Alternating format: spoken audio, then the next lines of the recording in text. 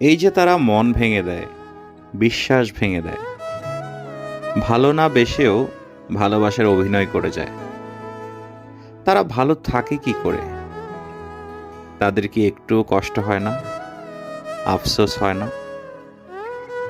তারা কি কখনো আয়নার সামনে নিজেকে দেখে লজ্জা বোধ করে না?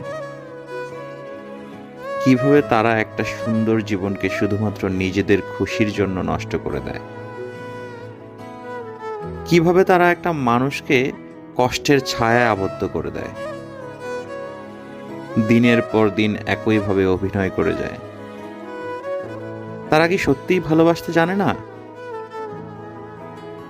আসলে দিন শেষে তারাই সবচেয়ে বেশি খুশি থাকে, যারা সারা জীবন অভিনয় করে যায়। কষ্ট তো তারাই পায় যারা সত্যিকারের ভালোবেসে হেরে যায়।